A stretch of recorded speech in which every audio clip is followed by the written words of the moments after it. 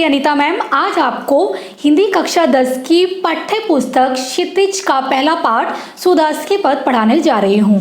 इसके पहले 2 पद मैं आपको इससे पहले वाले वीडियो में पढ़ा चुकी हूँ। जिन बच्चों ने ये वीडियो मिस कर दिए तो उस वीडियो का लिंक मैंने डिस्क्रिप्शन बॉक्स में दे दिया है, आप पहले वो रिवाइज कर लीजिए, फिर आप ये वाला देखिए। तो चलिए अब हम शुरू करते हैं आगे के 2 पद।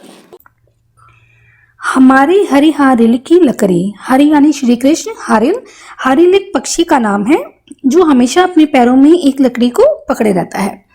गोपियां उद्धव को संबोधित करते हुए कहती हैं कि जिस प्रकार हारिल पक्षी अपने पैरों में पकड़ी हुई लकड़ी को किसी भी स्थिति में नहीं छोड़ता, वैसे ही श्री कृष्ण हमारे लिए हारिल पक्षी की लकड़ी की तरह हैं, जिन्हें हम कभी छू नहीं सकते। यहाँ गोपियां श्री कृष्ण को ही हारिल की लकड़ी कहती हैं। इसका कारण यह है कि जिस प्रकार हारिल पक्षी अपने पंजे में सदैव एक लकड़ी दबाए रहता है और उसी को आधार बनाकर उड़ता फिरता रहता है, उसी प्रकार गोपियां भी श्री कृष्ण के प्रेम को आधार मानकर ही जी रही हैं। दूसरी पंक्ति लेते हैं। मन क्रम वचन नंद नंदन और यह दृढ़ कर पकड़े। नंद नंदन यानी नंद के पुत्र श्री कृष्ण। गोपियां कहती हैं कि उन्होंने श्री कृष्ण को मन, कर्म और वचन से अपने हृदय में मजबूती से जकड़ा हुआ है। तीसरी पंक्ति लेते हैं। जावत सोवत स्वप्न दिवस निसी काना काना जकरी। जावत सोवत यानी जागते सोते, स्वप्न यानी सपना, दिवस दिन, निसी रात, जकरी यानी चपना। तो यहाँ गोपियां कहती हैं कि वो तो जागते सोते सपने में दिन रात हर वक्त सिर्फ और सिर्फ काना काना ही जपती रहती हैं। चौथी पंक्ति। सुनत जोग लागत है ऐसो जो करुई ककरी। करुई ककड़ी यानी कि कड़वी ककड़ी। गोपियां या उद्धव से कहती हैं कि तुम्हारे द्वारा दिया गया योग संदेश कड़वी ककड़ी की तरह है, जिसके प्रति हमारे मन में किसी भी प्रकार की रुचि उत्पन्न नहीं होती। पांचवी पंक्ति। सु तो व्याधि हमको ले आए धी की सुनी न करी। व्याधि यानी रोग। यहाँ गोपियां योग संदेश को एक रोग के समान बताते हुए उद्धव से कहती हैं कि हे उद्धव, तुम हमारे लिए योग संदेश नामक ये कौन सी बीमारी लेके आ गए हो, जो हमने ना तो आज तक देखी है, ना सुनी है और ना ही इसे भोगा है। यह तो सूरत नहीं ले सौंपो जिनकी मन चक्री। चक्री यानी चरखी जो हमेशा गोल गोल गोल गोल घूमती रहती है। यहाँ गोपियां कहती हैं, हे उद्धव, योग साधना का संदेश तो उन्हें देना उचित है जिनका मन चक्री यानी चरखी के समान घूमता रहता है। तिनहीले सौंपों में गोपियों द्वारा उद्धव के माध्यम से श्री कृष्ण की ओर संकेत किया गया है कि तुम यह योग साधना का संदेश उन्हें ही देना जिनका मन चक्री के समान हमेशा घूमता रहता है, यानी भटकता रहता है। हम लोगों का मन तो इनके लिए एकदम दृढ़ है। हम उनको मन, कर्म, वचन से अपने हृदय में बसाए हुए हैं। चलिए अब अंतिम पद पढ़ते हैं। हरे हैं राजनीति पढ़े आए, समझी बात कहत मधुकर के समाचार सब पाए।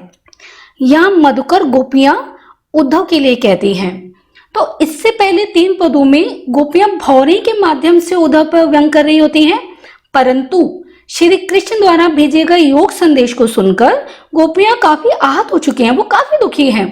तो अब वो निसंकोच अर्थात बिना लाज या मर्यादा के उद्धव को ही भौरा कहकर संबोधित करती हैं और कहती हैं, हे उद्धव, हे ब्रह्म रूपी उद्धव, अब तो हरि यानी श्री कृष्ण, अब तो श्री कृष्ण ने राजनीति पढ़ ली है। समझी बात कहत मधुकर के समाचार सब पाए। वैसे हमें ये बात पहले ही समझ आ गई थी कि श्री कृष्ण मथुरा जाके बदल गए हैं और उन्होंने राजनीति का पाठ पढ़ लिया है, लेकिन अब तुम्हारे द्वारा लाया गया ये योग संदेश सुनकर हमें अच्छे से विश्वास हो गया है कि श्री कृष्ण अब बदल गए हैं और उन्होंने राजनीति का पाठ पढ़ लिया है। एक अति चतुर होते पहले ही अब गुरु ग्रंथ पठाए।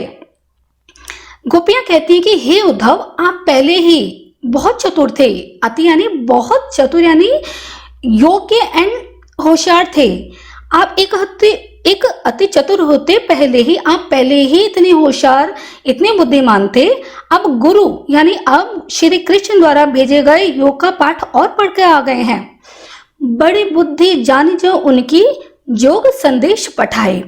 यहाँ गोपियां श्री कृष्ण की तरफ इशारा करते हुए कहती हैं बड़ी बुद्धि, कि मथुरा जाकर जो उन्होंने राजनीति पढ़ ली है उससे वो और भी ज्यादा बुद्धिमान हो गए हैं, उससे उनकी बुद्धि में और भी ज्यादा विकास हो गया और बुद्धि बढ़ गई है उनकी, इसीलिए तो उन्होंने हमारे लिए योग संदेश भेजा है।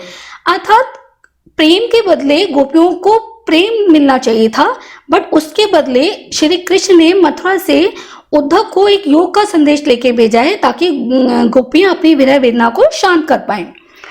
उद्धव उधय भले लोग आगे के, परहित डोलत धाये।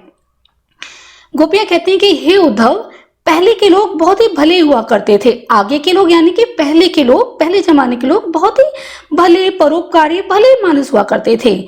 पर हित डोलत ढाई, पर यानी दूसरों के हित यानी भलाई के लिए, यानी वे दूसरों की भलाई के लिए, दूसरे की सेवा करने के लिए इधर उधर भागा फिरते थे। अब अपने मन फेर पाई हैं, चलत दो हुते चुराए।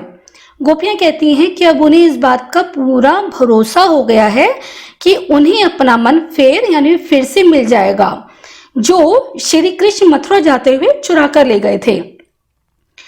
तय क्यों अनीति करे आप पुनजय, और अनीति छुड़ाएं। गोपियां कहती हैं कि उन्हें एक बात का आश्चर्य है कि वे श्री कृष्ण जो कभी अन्याय का साथ नहीं देते थे, अनीति यानी अन्याय, जो कभी अन्याय का साथ नहीं देते थे, वे आज खुद क्यों तय यानी वे क्यों अनीति करें, वे आज खुद क्यों अन्याय के मार्ग पर चलने लग गए हैं।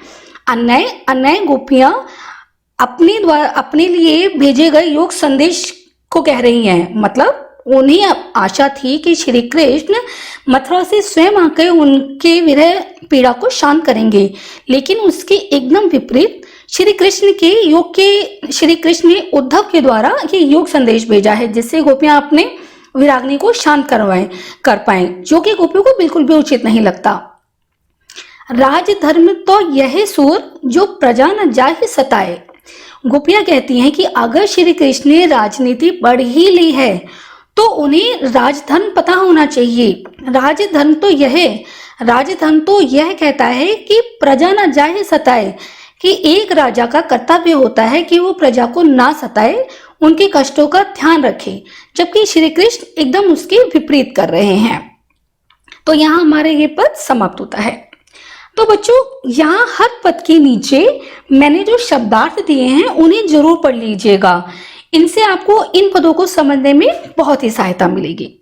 हमारे सूरदास के 4 पद, आशा करती हूँ आप लोगों को बहुत अच्छे से समझ में आ गए होंगे।